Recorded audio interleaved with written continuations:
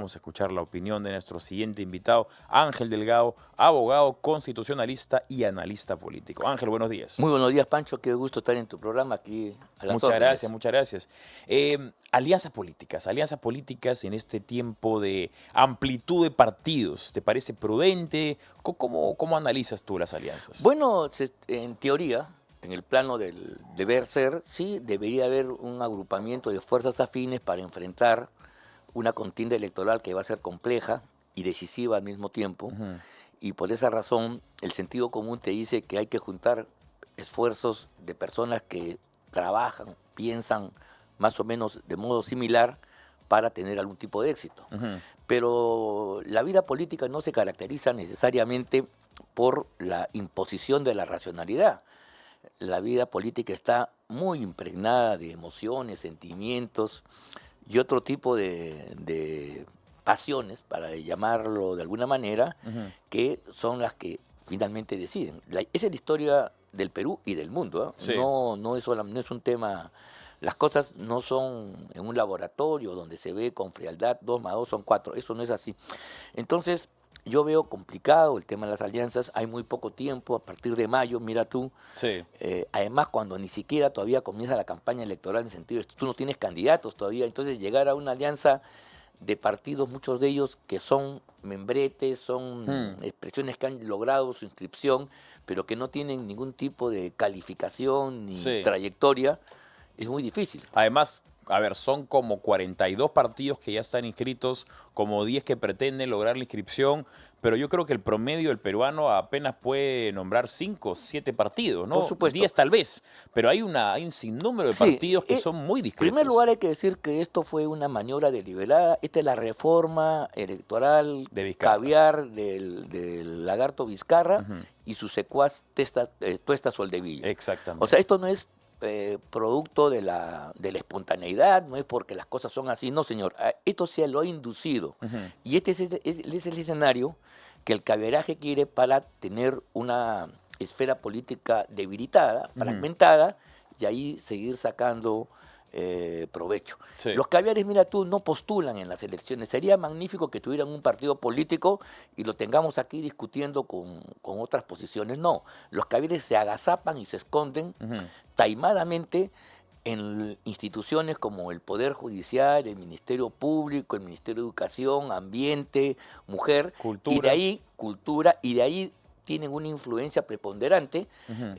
mientras que los políticos a veces están en otra cosa y no se dan cuenta, las políticas públicas reales del día a día Sí. las están haciendo ellos. Por eso es que cuando volteamos hacia atrás nos vemos con un paisaje que nos sorprende, Ujú. que no lo conocíamos cuando estábamos, porque hemos estado en otra cosa. Y eso es un grave error que tiene que ser corregido. Y por eso entonces a los caviares sí les interesa la dispersión, Claro. porque ellos no van a sacar mayor... Mira, hoy día los caviares en el Parlamento son contados con los dedos de la mano. Nunca Exactamente. han postulado, nunca han tenido un partido político caviar, pero sí una fortísima influencia. Por eso que están en el Ministerio Público, sobre Sí, todo ahí pues. atrincherados, y su actuación no es institucional, sino es evidentemente política, más allá que la señora Boluarte cometa. No, y eso es un tema que podemos analizar en otro momento, Ujú. pero es evidente que hay un voluntarismo, un activismo jurisdiccional que no corresponde al estándar de una democracia. El Poder Judicial en ninguna parte, con el Ministerio Público incluido, en ninguna parte del mundo son protagonistas, son como los árbitros en los partidos, Claro, vemos que ¿no? ahora tiene una participación casi como si Cuando el fueran árbitro, yo celebridades, ¿no? recordaba, me acuerdo a antiguos comentaristas, cuando el árbitro tiene protagonismo, es que el partido es un desastre. Exactamente, ¿no? Tiene Así que es. brillar por su ausencia. Así es. Por eso tiene que brillar. Ahora, tú eres afiliado a Avanza País. Yo estoy con Avanza País, entramos en un proyecto con Philly Butters, que Sí, es nuestro común amigo, conocido así es. por todos ustedes.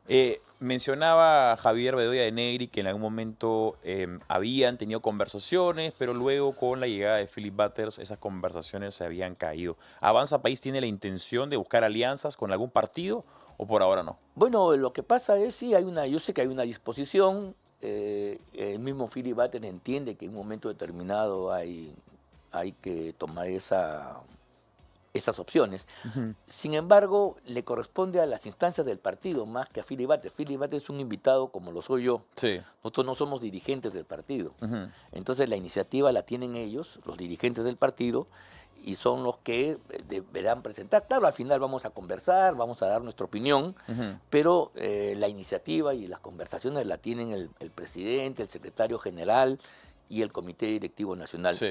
del cual nosotros, repito, somos invitados, no somos parte de la estructura dirigencial de Avanza País. ¿Tú vas a senador? Vamos a ver, pues depende. Me imagino que si estás afiliado es Sí, porque... sí, bueno, sí, no porque quieres sí. ser personero, ¿no? No, Sino no, no, porque- no, claro, es verdad, vamos a ver. Ahora pero yo soy lo que creo que eso tiene su propio desarrollo Sí, y me voy a tener a las circunstancias. Y espero que corresponda a la realidad. O sea, claro. tu expectativa corresponda a la realidad de los hechos, ¿no? Y nunca al revés. Así es. Teníamos un video preparado porque hay otro tema interesante que es esta pelea, esta pugna que ha habido entre Dina Boluarte y el señor Gorriti. Sí. Y bueno, el Ministerio de la Mujer salió a defender a Dina Boluarte y las feministas salieron a defender no a Dina Boluarte, sino al señor Gorriti. Vamos a ver el video. Ángel, ponte el... Entonces, Presidenta Boluarte, busque otros argumentos si es que los encuentra, porque las mentiras y las distorsiones groseras revientan en la cara y luego no hay cirujano plástico que arregle el rostro de la ruina moral.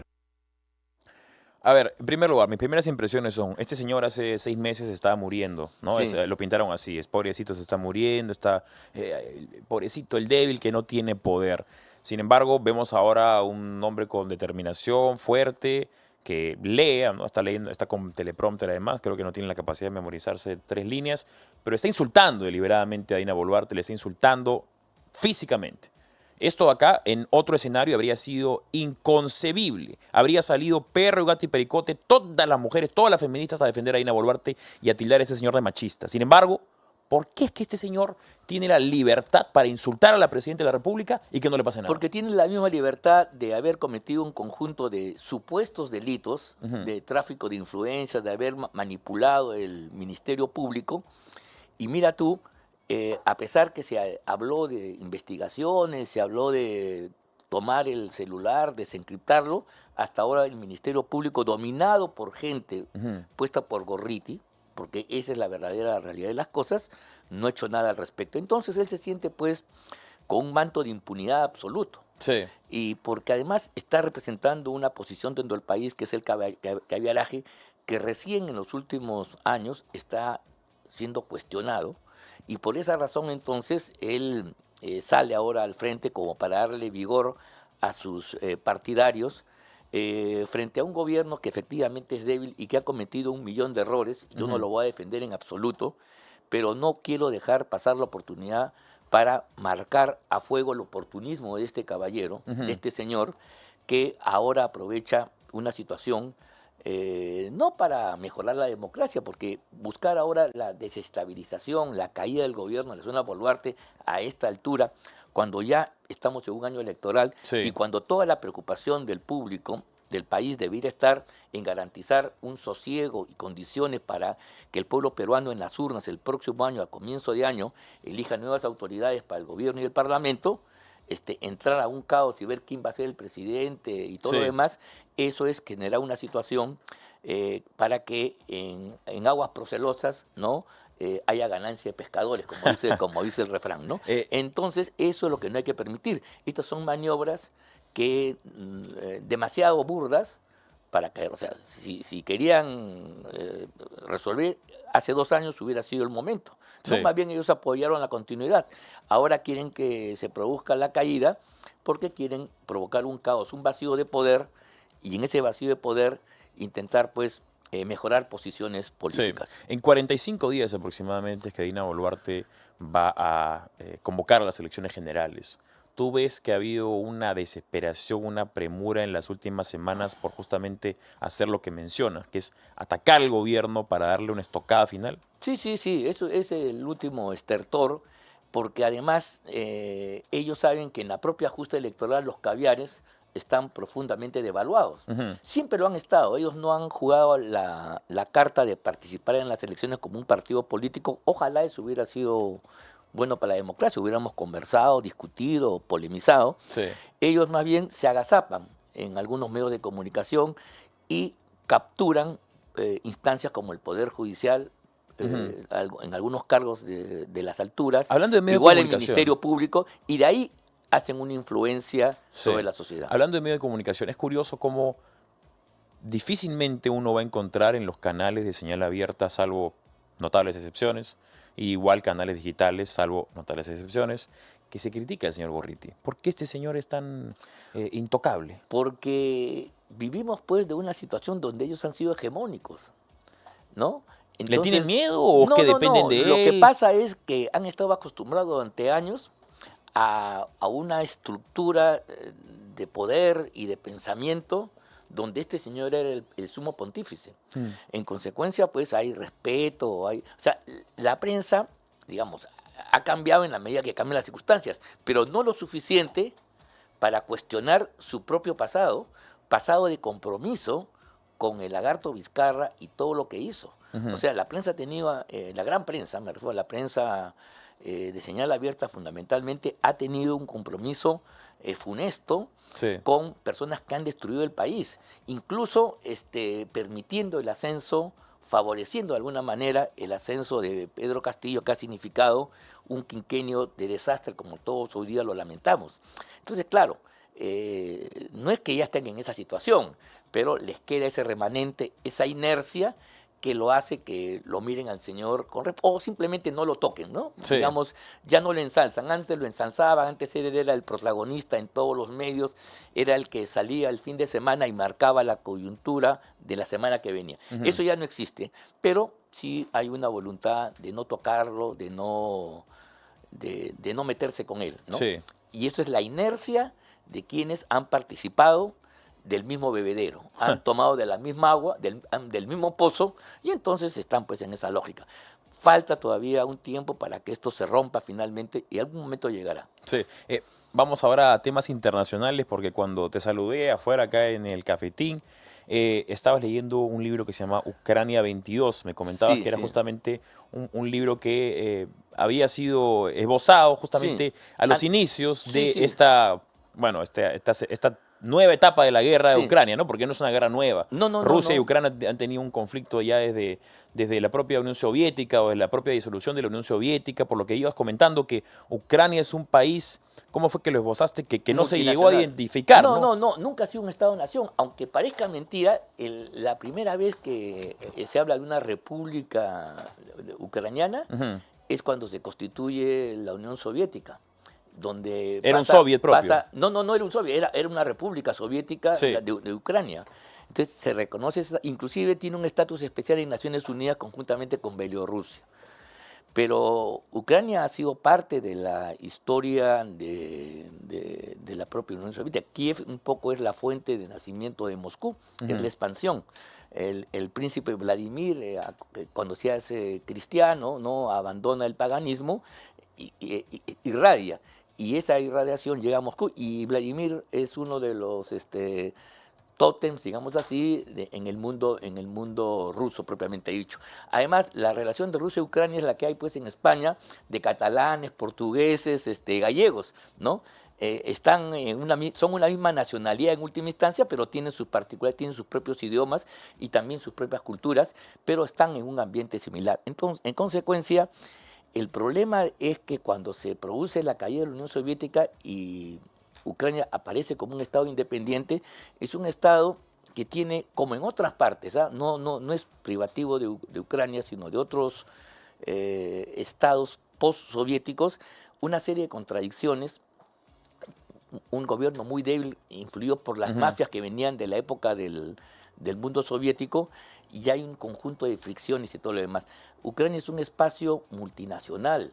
Hay una Ucrania que mira a Occidente, que tiene en la ciudad de Lviv su foco, que es la antigua Galicia del mundo del Imperio Austrohúngaro, influenciado por Lituania, por Polonia, y hay la otra Ucrania de la zona este y sur, que es una zona evidentemente rusa. Ahí hablan ruso, participan en una cultura rusa. ¿Y ellos quieren ser parte de Rusia? No es que quieran ser. Lo que pasa es que al interior se ha producido una polarización tal donde, por ejemplo, se prohibía el idioma ruso, se prohibía el culto ¿no? Porque hay un culto, hay una diferencia entre el Sí. cristianismo ortodoxo de Rusia y el de Ucrania. Sí. Que son pequeñas variantes, pequeñas iglesias, ¿no? La cultura, ¿te das cuenta? Mira, tan fuerte ha sido la cosa que el presidente Yanukovych, que fue depuesto por el llamado Euromandián, que le hace golpe de Estado del año 2014, en febrero, era un presidente que había ganado las elecciones con el llamado Partido de las Regiones, cuya asentamiento fundamental era lo que es el Donbass y todo el este y el sur de Ucrania. Da un golpe de Estado, y cuando se produce este golpe de Estado, y ganan fuerzas que quieren ilegalizar todo lo ruso, se produce una rebelión en la zona del Donbass. Ahí es cuando se levanta Crimea, se escinde Crimea, Putin lo anexa, se crean las repúblicas de Lugansk y de Donetsk, y ahí arranca una guerra civil que es el origen. No es el año 22, sino es Sí. el año 14. Ahora, y yendo un poco al presente, porque creo que mucha gente tal vez teme, ¿no? Porque obviamente cuando se habla de guerras mundiales, eso de ahí genera cierto pesar en la Ya. mente de las personas. ¿Estamos próximos a que suceda un episodio así o con la llegada de Trump nuevamente a la No, Casa Blanca tú ves? yo creo que hemos estado próximos, y creo que la llegada de Trump, aunque muchos no lo entiendan, es una esperanza de que eso no suceda. ¿Por qué? Porque el propósito de Putin no ha sido conquistar Ucrania como la prensa occidental, en una desinformación realmente grosera, lo ha venido diciendo. Lo que ellos han querido siempre es respaldar a sus connacionales, que además le pedían ayuda, que están establecidos en una franja en el sur y en el este de Ucrania. de Ucrania. 3 años de guerra, si tú ves el mapa de la guerra, tú vas a ver Ucrania y la franja donde están asentados las poblaciones rusófanas, respaldados evidentemente por el ejército de Rusia, ¿correcto? Sí. Eso no se ha movido, al contrario, se ha consolidado, ¿te das cuenta? Eso es tan hecho que ya Trump ha dicho, bueno, eso es un tema casi Ya zanjado. además, ya en los acuerdos de Minsk, en los años 14, 16, ya se había casi reconocido que como no se han podido poner de acuerdo, Sí. han tenido que separarse. Esa es más o menos la cuestión. Ahora bien, lo que hay que entender es la posición de Trump. Trump es un pragmático, sobre todo, que nos puede gustar o no, pero está rechazando esta visión globalista, hegemonista que hemos tenido, Sí. ¿no? Que quiere que tengamos un estilo de vida. Nosotros sabemos del globalismo porque nos quieren imponer la ideología de género, La Agenda las 2030. políticas abortistas, la ecología y todo lo demás. Exacto. Pero el globalismo también tiene una percepción a nivel internacional, o sea, tiene una política internacional, y eso fue lo que llevó sobre todo a los globalistas de Europa, con el Partido Demócrata, es que decirlo con todas sus letras, a meterse en la aventura. Como vieron la crisis en Ucrania, era meterse, agarrar los minerales, las tierras raras que hay ahí, y humillar a Rusia sobre todo. O sea, se metieron a la guerra civil apoyando a Kiev, ¿no? No, además que Aprovecharon la guerra siempre es un negocio. pero por supuesto, Claro. porque las armas... Cuesta, ¿no? así es. Y aparte que hay una gran cantidad de dinero que nadie sabe dónde está. Bueno, lo que pasa es que Trump ha dicho 3 años de guerra, imposible derrotar a Rusia, porque lo que ha hecho Rusia ha sido atrincherarse en las zonas ¿Qué quiere? rusófanas, ¿se Sí. da cuenta? Y ahí tendrían que... La única forma de escalar es llevar a una guerra nuclear, Sí. que ya pues sus consecuencias. Entonces, él entiende que en lugar de esa política, por eso critican mucho a Biden, que no ha habido ningún esfuerzo por conversar con Putin. En las guerras se conversa siempre, tú sabes. Es mejor entenderse con Rusia, reconocer lo que tiene que reconocer, sacar del juego a Europa un poco y entenderse con lo que él entiende que va a ser el mundo del futuro. El mundo del futuro deja de ser unipolar o se va a atenuar con el hegemonismo globalista en los términos que nosotros lo Sí. entendemos. Eso se va a atenuar y vamos a ir a un mundo tripolar. Eso es lo que más o menos se está esbozando, donde va a haber 3 grandes potencias y 3 áreas de influencia: la de Estados Unidos, la de China y la de Rusia. Y para Putin, dentro de su lógica, es importante que Rusia no termine en manos de China, porque China resulta la potencia emergente que le está disputando hoy día Claro. el liderazgo de Estados Unidos, y es mejor que Rusia, que luego de Rusia ha caído un poco, se mantenga neutral en esa mesa de 3 patas, que termine pues aliada con China Sí. en una cosa que... O sea, es política internacional, es Claro, claro, realismo, claro. Es realismo. frente a los ideales absurdos de los europeos. Ahí me da risa Macron, me da risa el nuevo canciller, que quieren irse a la guerra. O sea, quieren destinar Claro, 800 millones. no, ¿quién dice la guerra? Con plata ajena, ¿no? Con plata ajena. O inclusive hacer que sus pueblos financien una guerra que no tiene sentido. Sí, pues. No sé si Y me que explico. siga muriendo gente, Que además, siga ¿no? muriendo gente. Entonces, es una posición de locura. Sí. Ahora, ¿hasta cuándo llegará? No sé. Entonces, es el momento pues, de pensar las cosas. ¿Sabes lo que ha pasado? Cuando la ideología es tan fuerte como ha pasado en el Perú, Sí. ¿ya? Se obnubila. Entonces, ya la realidad no la vemos. Nosotros vemos la realidad a través del prisma de nuestras creencias. Ujú. Y eso, entonces, hemos tenido en estos 3 años un lavado de cabeza gigantesco, como en los temas de género igualito, Sí, lo mismo. de que nos han dicho buenos y malos, que ahora no sabemos cómo entender. Pero si hacemos un esfuerzo y le pedimos a los hechos que hablen, Exacto. la verdad es que la ideología empieza a desvanecerse. Así y eso es. es lo que está haciendo Trump, no otra cosa. Otra cosa. Ángel Delgado, abogado constitucionalista y analista político, estuvo con nosotros en Tendencias, el último invitado.